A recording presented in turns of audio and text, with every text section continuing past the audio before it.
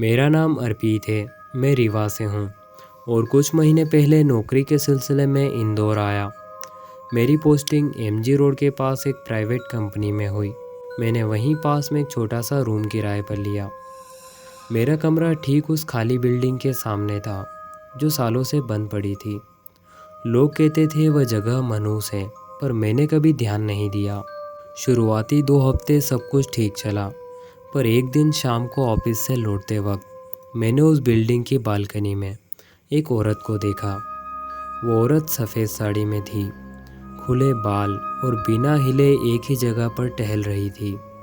मैं कुछ सेकंड तक उस औरत की ओर देखता रहा और जैसे ही मैंने नज़रें हटाई और दोबारा वहाँ देखा तो वो वहाँ नहीं थी, यानी कि वो गायब हो चुकी थी। पहले मुझे लगा शायद ये मेरा भ्रम है, लेकिन फिर ये रोज़ होने लगा। हर शाम ठीक 6:45 पर वो औरत बालकनी में आती और फिर अचानक गायब हो जाती।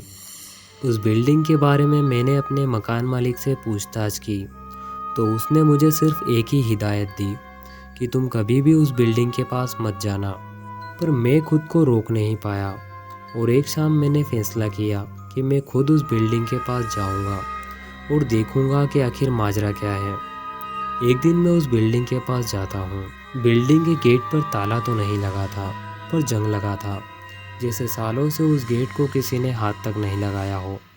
मैं अंदर गया। हर कदम के साथ सीलन, बदबू और अजीब सी थकान महसूस होने लगी, जैसे कोई मेरी ऊर्जा खींच रहा हो। सीढ़ियाँ चढ़ते वक्त मुझे लगा जैसे कोई मेरे पीछे पीछे चल रहा है। मैं वहीं रुक गया और पीछे मुड़कर देखा तो कोई नहीं था, पर उस सन्नाटे में भी मुझे साफ सुनाई दे रहा था। किसी के पायल की आवाज़ आ रही थी, छन छन। और जब मैं 5वीं मंजिल पर पहुंचा और बालकनी की ओर देखा तो सामने वो औरत खड़ी थी, सफ़ेद साड़ी में, उलझे बाल और चेहरा जला हुआ। उसका चेहरा बहुत ही डरावना था। उसे देखकर मेरे रोंगटे खड़े हो गए। उसने धीरे धीरे सिर उठाया और उसकी आंखों की जगह काले गड्ढे थे और उसके मुंह से सिर्फ एक आवाज़ निकली, आखिर तू आ ही गया।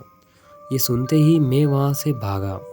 सीढ़ियाँ उतरते हुए मुझे लगा जैसे कोई मुझे अंदर खींच रहा है, पर जैसे तैसे मैं उस बिल्डिंग से बाहर आ ही गया। लेकिन असली डर तो उसके बाद शुरू हुआ।